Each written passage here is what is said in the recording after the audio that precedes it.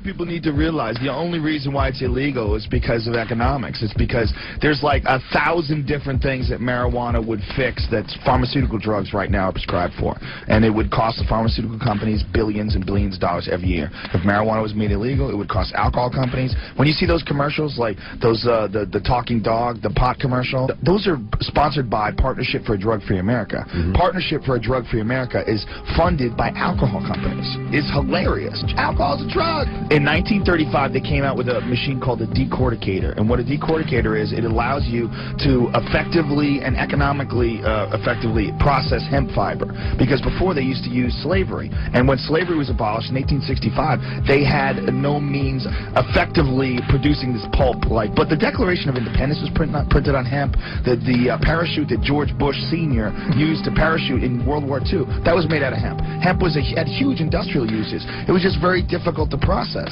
And so they came out with this machine called a decorticator, and it allowed them to really effectively produce it. And then Popular Science had this cover that said, hemp, the new billion-dollar product, and everyone was going to start using hemp for paper, for textiles.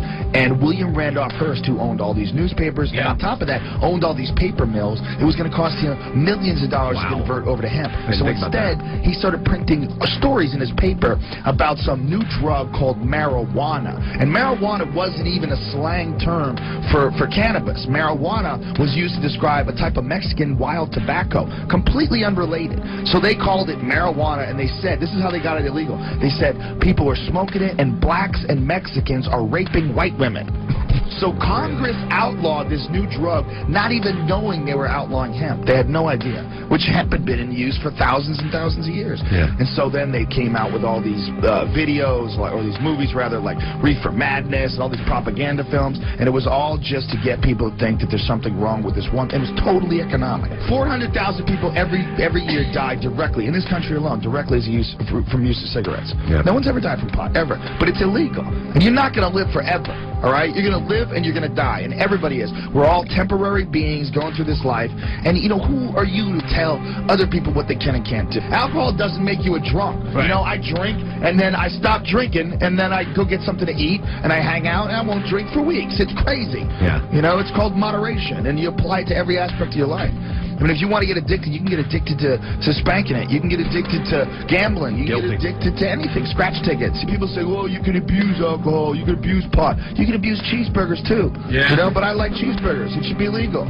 All this stuff should be legal. We're not children. We're adults. But we got this one plant that's illegal. You're not going to live forever. This is a short time that we're here for.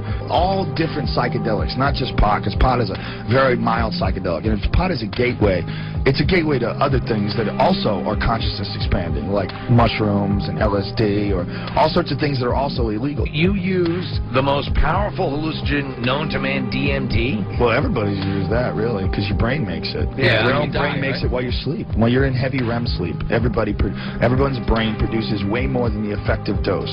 So what that means is, if you take the drug, like if it's chemically synthesized from a plant, and you take it, the amount you need to take is not nearly as much as your brain produces while you're in REM sleep. What I describe it as, it's like complex geometric patterns that are made out of love. Like you go literally to another dimension. The crazy thing is that everybody does it every night while you sleep. Nobody ever thinks about why you sleep. Like what you do is when you sleep is you shut off.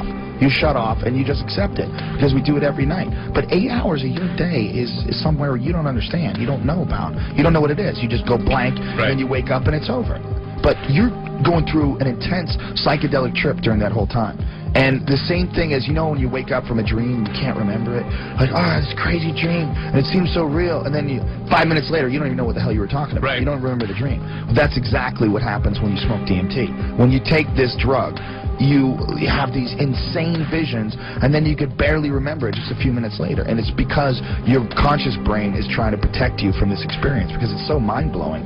What it literally is, it's not scary, because it's exactly the same thing that happens to you when you die. But this is what happens to you when you die. I mean, this is the chemical that your brain produces. And it's produced by a part of your brain called the pineal gland. And literally, it's your third eye. It's literally in the center of your brain where the third eye is. And it actually, in reptiles, it has a retina and a cornea and a lens. And they've done all these scientific studies on it. They did a bunch of clinical trials at the University of New Mexico. They did a book on it called DMT, the Spirit Molecule. And what this is literally like a portal to the afterlife. It allows you to sneak a peek over there and come back. It's mind-blowing. The crazy thing is they've known about this since like 1960. If you saw a movie and there was a substance in this movie that existed in every single ecosystem, it's in plants and it's everywhere. It's in grass. You take Phalaris grass and you extract it, you get DMT from it. Literally. I mean, it's in more plants than it's not in. And if there was a drug that allowed you, if you smoked it, you could literally see God, literally have a communication with pure wisdom. Wouldn't you think that everybody would have heard about that? Yeah. Could you think that you could keep something like that under wraps for like 40, 50 years? This is what should be legal. All plants. All plants should be legal. Because they don't make strychnine illegal. Strychnine exists in Strychnine vomosus or something like that. There's a bunch of different plants that produce strychnine. And they're legal plants. You can buy them and you can make strychnine. You know why? It's not about something that kills you. It's about something that you won't be able to absorb propaganda the way you do now. You won't be able to look at the news the way you do now. You won't be able to look at common cultural conditioning and predetermined patterns of behavior. None of that stuff will make sense. You'll be looking very at difficult to go through life after you've gone through that experience. Okay. The way I describe it, it's like any intense psychedelic experience is like pressing Control-Alt-Delete on your brain. Yeah. That's what it's like. It's like your brain reboot. It should freak you out. It does but freak me it freaks you out because you like to be in control. Yeah. But you're not in control, bitch. You're gonna die. No one's in control. You're in control of your body for a short period of time, and you should experiment with it.